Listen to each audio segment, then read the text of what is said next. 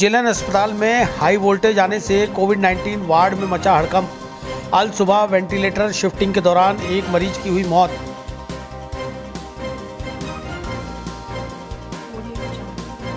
Tanishq jewellers Ajmer पहले से भी बेहतर सेफ्टी के गोल्ड स्टैंडर्ड्स के साथ तैयार है आपके आगमन के लिए। सुंदर आभूषण और बेहतरीन कलेक्शन के लिए आज ही अपॉइंटमेंट बुक करें। Visit Tanishq jewellers, India Motor Circle, Ajmer.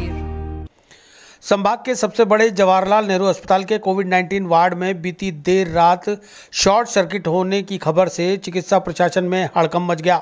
Short circuit से वार्ड में भर्ती 18 कोविड मरीजों की जान पर बनाई। सूत्रों के मुताबिक वेंटिलेटर में हाई वोल्टेज आने पर शिफ्टिंग के दौरान एक मरीज की मृत्यु हो गई। कल मॉर्निंग में यहाँ पे 4 साढ़े 4 बजे अपने जेएलएन हॉस्पिटल में कोविड वार्ड में सर इलेक्ट्रिक शॉर्ट हुआ था, जिसमें उस साइड में जो था यानी यहाँ पे प्रॉब्लम हो गई थी कल नाइट में यानी 4 बजे, और एक शायद तक पेशेंट की शायद तक डेथ भी हुई है। पता नहीं उसका कैसे समथिंग हुआ है।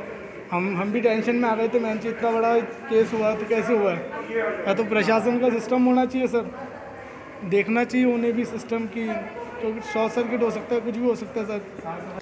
अस्पताल प्रशासन ने आनन फानन में बाकी मरीजों को तुरंत दूसरे वार्ड में शिफ्ट कर दिया। साथ ही सही वेंटिलेटर और अन्य सामान भी दूसरे वार्ड में शिफ्ट कर दिया गया।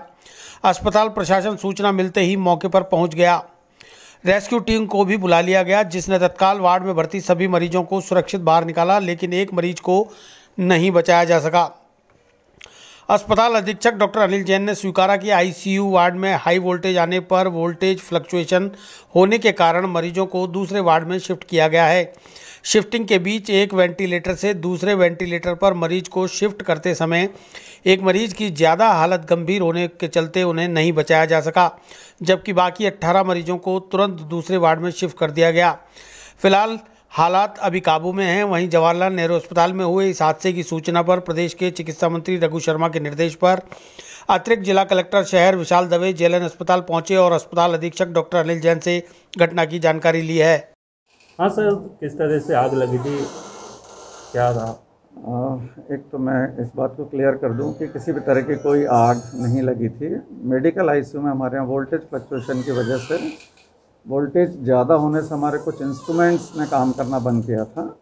उन इंस्ट्रूमेंट्स पे जो पेशेंट्स थे उनको हमने टाइमली दूसरी जगह पे शिफ्ट कर दिया था, और आग का जो समाचार है वो गलत है, और जो मोर्टेलिटी का आ रहा है कि ज़्यादा मोर्टेलिटी, ऐसा कुछ भी नहीं है। और टाइमली हमारा रेस्क्यू ऑपरेशन हो गया था और पेशेंट को सबको हमने टाइमली शिफ्ट कर लिया था। तो पेशेंट कितने? पेशेंट 18 पेशेंट्स थे वहाँ हमारे पास, और ज़्यादातर वेंटिलेटर और बाईपैप मशीन पर ही थे और हाई फ्लो ऑक्सीजन पे थे। वो बाइफर्केशन करना भी एग्जैक्ट। तो कोई हादसा हो सर? उसमें एक मरीज हमारा सीरियस वेंटिलेटर पे थे, वो जैसे वेंटिलेटर ख़राब हुआ दूसरे वेंटिलेटर पर उनको शिफ्ट किया, उस पर भी कोई प्रॉब्लम आई तो फिर तीसरे पर हमने शिफ्ट किया, क्योंकि वो लाइन में वोल्टेज फ्लक्चुएशन चल रहा था।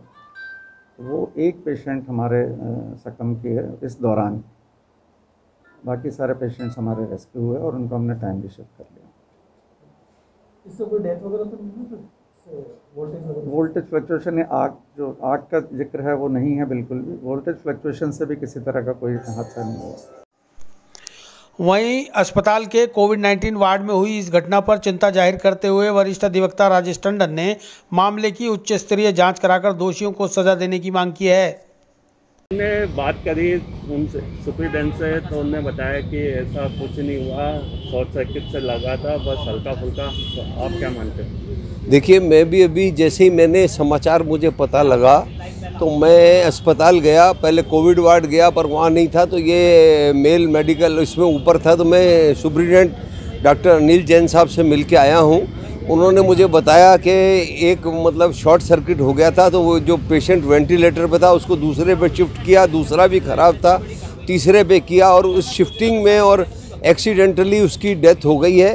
तो ये बहुत ग्रॉस नेग्लिजेंस का मामला है। जब इतने सीरियस पेशेंट हों तो इस तरह से अस्पताल, उन्होंने सुबह 7:30 बजे का बताया कि ये जो है आग से नहीं हुई है, पर ये शॉर्ट सर्किट की वजह से हो गई है। तो मेरा इसमें यही निवेदन है कि अस्पताल प्रशासन को इन बातों का ध्यान रखना चाहिए। अस्पताल प्रशासन को इसकी त्वरित कार्रवाई करते हुए, क्योंकि अगर एक भी मौत बिना वजह होती है तो वो बहुत दुखद है प्रसंग है। और अगर वहाँ पे इतने बड़ी उनके पास इंफ्रास्ट्रक्चर है, बिजली विभाग है, दूसरे हैं, और अभी ये कोविड का काल चल रहा है, इस कोविड काल में तो अस्पताल को हाई अलर्ट पर रहना चाहिए और ये इसकी विभागीय जांच करके जो भी उसके दोषी हों, जिसकी भी गलती हो उसके विभागीय कार्रवाई करें, और नहीं तो आपराधिक मानव वध का मुकदमा दर्ज करना चाहिए।